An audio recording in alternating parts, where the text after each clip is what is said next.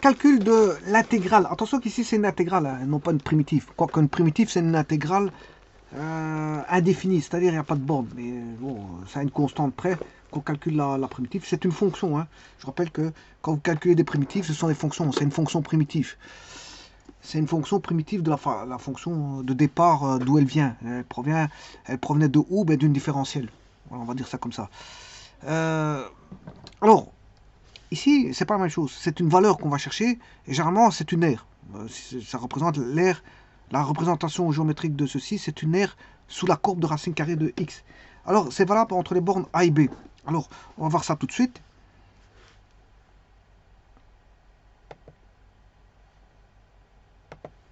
Alors, je rappelle que il faut d'abord faire la primitive avant de calculer l'aire. Hein. Vous devez savoir connaître les calculs primitifs. Alors, racine carrée de x, différentiel de x, je vous rappelle que vous pouvez mettre ça sous forme de fraction rationnelle. C'est x exposant 1 demi.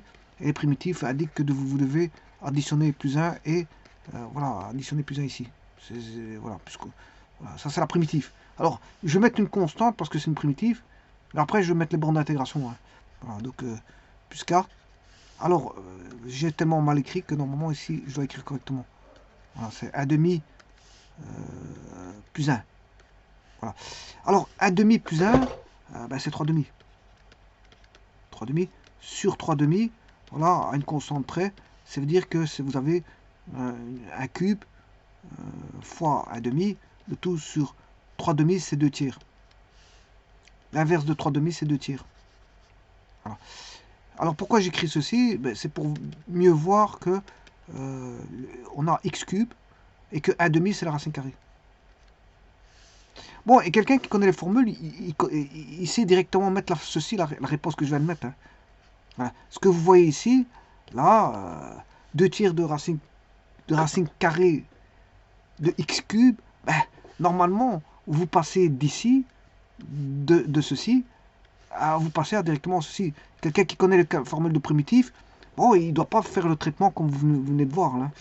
C'est normal parce que bon, c'est tellement évident. On sait bien que x exposant 1 demi, racine carrée c'est 1 demi plus 1 c'est 3 demi, et l'autre il va s'inverser. Donc vous pouvez le faire mentalement, ou si vous connaissez directement la réponse, vous pouvez taper directement la réponse. Donc il n'y a pas toujours, je veux dire, une justification à faire quant au traitement, à l'évolution du traitement. Le traitement, on n'est pas obligé de le voir si vous connaissez la réponse. Hein. Si vous connaissez que racine carrée de x primitive, c'est 2 tiers de racine de x cube, vous tapez directement la réponse, il n'y a pas besoin de traitement. Voilà, parce que c'est comme ça. C'est comme ça, le primitif, c'est ça. Alors, donc, ici, on sait bien qu'on a un coefficient 2 tiers. Voilà. Donc, ce qui veut dire que on a 2 tiers de racine carrée de x au cube qui doit être calculé entre les bornes x égale a et x égale b. Et ça, qu'est-ce qu'on fait? Ben, voilà, ici vous avez, si j'appelle ça la fonction f, ici j'oublie un dx.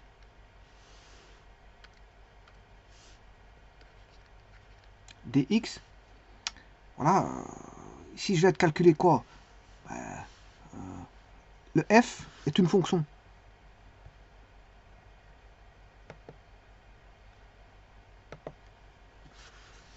Donc, ici, si j'ai f dx, la primitive, voilà, je cherche la primitive, et la primitive c'est f de x. Alors je rappelle que c'est une fonction en x. Hein. C'est une fonction à une variable. C'est une fonction f de x. La primitive c'est f. Alors, comment est f? Mais f est tel que si vous différenciez f de x, vous obtenez la différentielle de f de x, vous obtenez f. C'est pour ça qu'on dit primitif. Parce elle provient, si vous différenciez f, ça vous donne f de x. Bon, vous pouvez différencier à une constante près.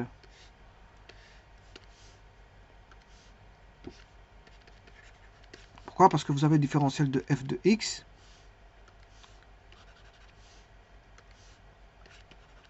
plus le différentiel de la constante, et la différentielle de la constante, ça fait voilà, ça fait 0. Donc, différentiel de f de x égale f de x. Et donc, f est la fonction primitive de petit f. Et ça, ce sont des fonctions, que ce soit petit f ou grand f, sont des fonctions. Voilà, ce sont des fonctions. À variable réelle, x. Maintenant, si vous calculez l'air, ici, ça n'a plus rien à voir. C'est une valeur. Et cette valeur, vous devez faire, voilà, 2 tiers de, voilà, x. Vous devez remplacer la première valeur, qui est b, au cube, moins 2 tiers de a au cube. Et en faisant ça, vous avez une valeur, non plus une fonction, mais une valeur, qui représente, en représentation géométrique, une valeur d'air. C'est-à-dire que c'est une valeur en unité d'air. Alors on va calculer ça ici. Supposons que je mette la fonction que je vais vous mettre, racine carrée de x. La voici. Ouais, donc c'est une fonction quelconque. Elle n'est ni paire ni impaire. Elle est stricte. Si on étudie là, comment on appelle ça, la monotonie, ben, vous voyez qu'elle est strictement croissante dans R+. Dans R+. R+, voilà, on peut prendre le 0, parce que racine carrée de 0, ça fait 0. Donc, je vais le mettre tout de suite. Voilà, elle est strictement croissante. Elle croît toujours. Donc, qu'est-ce que je peux dire? Je peux dire que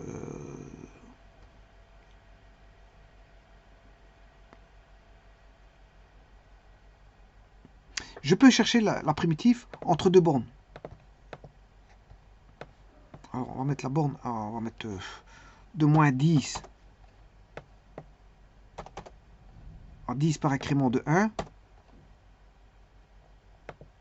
Voilà. Alors, la borne, l'autre borne, on va mettre un curseur qui est B, qui va de moins 10 à 10.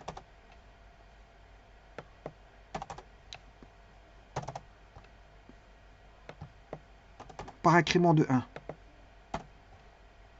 Ok. Donc ici, là, je vais calculer l'air. Donc l'intégrale. Et ça, c'est plus une primitive, c'est vraiment une vraie intégrale. C'est-à-dire que j'ai plus une fonction. La réponse ne sera pas une primitive, une fonction primitive, mais sera une valeur. Qui sera une valeur, comme je vous ai dit, d'unité d'air. Qui sera l'air sous la courbe jusqu'à, bon, bien sûr, par rapport aux bornes données, sous la courbe jusqu'à l'axe des x. Hein. Attention, c'est limité. Bon, c'est pas une aire infinie. Parce qu'une aire infinie, c'est pas une aire. Voilà. Une aire qui est infinie, c'est pas une aire. Voilà, parce qu'une aire, c'est avec une valeur donnée en unité d'air. Si elle est infinie, c'est pas une aire. Un plan, c'est infini. Un plan, c'est pas une aire. Parce qu'une aire, c'est une portion de plan. Voilà, on va dire ça comme ça. Donc, intégrale de f. Et là, je vais mettre les bornes. Voilà, donc on va mettre les bornes de A à B. Alors, voilà, AB, ici c'est 1, 1. Bon, l'intégrale vaut 0, c'est normal parce que je vais de 1 à 1, c'est bon. On a qu'une ligne. Et une ligne, bon, voilà, si vous voulez le B, je vais mettre le B. Voilà, A à B. Bon, si je mets, voilà, je vais jusque 10. Hein. Alors, l'autre côté, moins 3, ça n'existe pas. Voilà, donc il met rien. Parce que la borne négative, la fonction n'existe pas, il ne sert pas à mettre une borne en négatif, donc il ne sert pas à vous donner l'air à partir de moins 4, ni à partir de moins 3. Vous devez avoir l'air là où existe la fonction. Donc c'est-à-dire à partir de 0. À partir de 0, on peut trouver une aire. Voilà. Alors, qui peut être donné par ce qui est ici. Voilà, c'est 2 tiers de racine carrée de b cube, moins 2 tiers de racine carrée. Alors 2 tiers, je peux mettre en évidence. Hein. Donc on aura 2 tiers fois SQRT de B, exposant 3.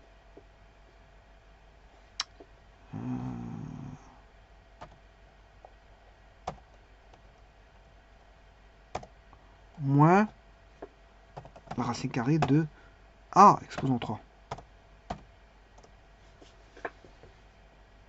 Et donc vous voyez que j'ai la même chose, c'est la même chose. Hein. Donc maintenant, alors si maintenant vous mettez le B plus petit, l'air est négatif, c'est normal parce que vous faites la soustraction, vous faites la soustraction opposée. Donc vous aurez un nombre opposé. Donc normalement, la borne, pour avoir une R positive, dans ce cas-ci, il faut que la borne B soit plus grande que la borne A. Là, vous avez une R positive. Voilà, voilà. Mais si vous mettez la borne A qui est plus petite, vous la mettez au-dessus, donc vous allez avoir du négatif, ce qui est normal. Ce qui est normal. Donc ici, il faut s'arranger. Comme j'ai mis B au-dessus et A en dessous, il faut s'arranger pour avoir une R positive, que le B soit toujours plus grand que le A. Tant qu'il est plus grand,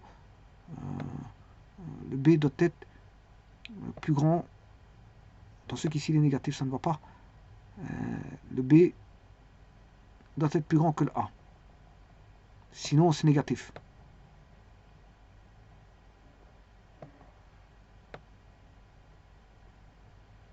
Ah, et donc, vous pouvez trouver toutes les valeurs possibles, imaginables, d'une racine. Voilà, d'une fonction racine carrée de x et trouver son R. Voilà, donc ça c'est vraiment l'air sous la courbe entre des bornes. Bon, borne, ça veut dire borné, ça veut dire que vous devez une aire doit converger vers une valeur. Elle ne doit pas diverger, parce que diverger, c'est l'air diverge, ben, c'est pas une aire. Voilà, vous allez faire un plan. Hein, vous allez faire un plan, parce qu'un plan c'est infini. Voilà, donc ici, l'air doit converger vers une valeur. Donc pour ça, il faut avoir une borne inférieure et une borne supérieure, parce que si vous n'avez pas de borne, voilà. Mais on peut avoir, voilà, on a toujours une borne, même si une des bornes tend vers l'infini, plus l'infini, l'air peut converger ou diverger. Bon, on peut avoir ce cas de figure-là, c'est comme ça. Il faut accepter les choses qu'elles sont. Mais au moins, on a en tout cas une borne qui tend vers plus l'infini. Voilà, on peut avoir des intégrales un petit peu spéciales, mais qui peuvent converger ou diverger suivant qu'une des bornes tend vers plus l'infini ou moins l'infini. Peu importe. Mais en tout cas, il faut toujours borner. Au moins, il faut borner. Ici, on va de A à B. Voilà, ben, il existe des intégrales non bornées. Voilà, ça existe aussi. Voilà, avec une tendance infinie. Mais là, il faut voir si l'air est infini, si elle converge ou elle diverge. Bon, si elle peut diverger à ce moment-là, l'air n'a pas de valeur. Il n'a pas de valeur parce que c'est infini. Une aire infinie n'est pas une aire. Voilà, c'est un plan. C'est un plan complet.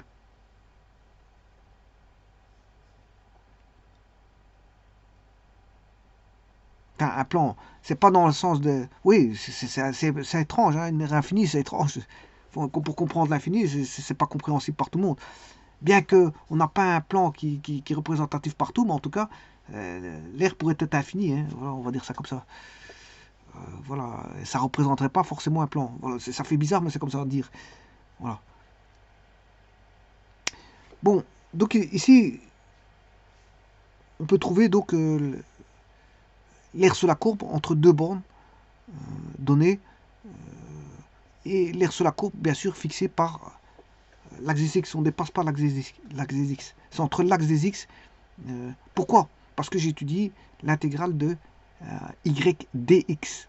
Voilà, dx étant voilà, la différentielle de la variable x. Voilà. Si j'avais étudié x dy, à ce moment-là, c'est l'air par rapport à l'axe y. Par rapport à l'axe y.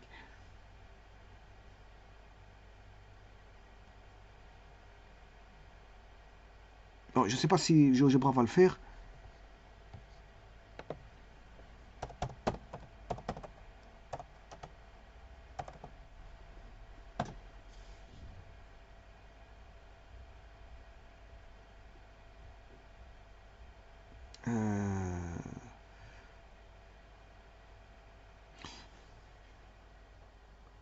F.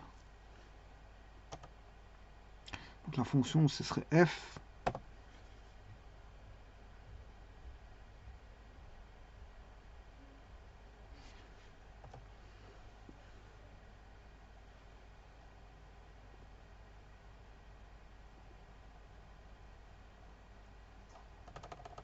Je ne sais pas si GeoGebra pourrait le faire en calculant sur l'axe. Il y a moyen de le faire, hein, mais bon.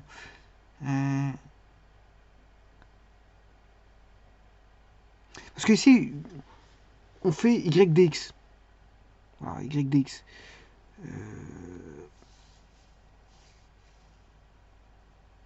Il faudrait faire, pour l'avoir sur l'axe y, il faudrait faire non pas y dx, mais x dy.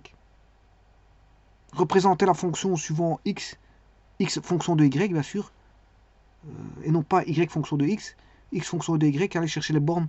Voilà, mais je ne sais pas si GeoGebra peut le faire, mais en tout cas on peut le faire en manuel. Mais est-ce qu'une fonction GeoGebra le permet? Ça je ne sais pas, mais en tout cas on peut le faire en manuel. Voilà, c'est juste de représenter la fonction. Voilà. Non pas y égale f de x, mais x égale f de y. X est égal à f de y. Et puis calculer entre les bornes, voilà, de y1 à y2, et là vous aurez l'air entre sous la courbe et l'axe des y. Je vous remercie.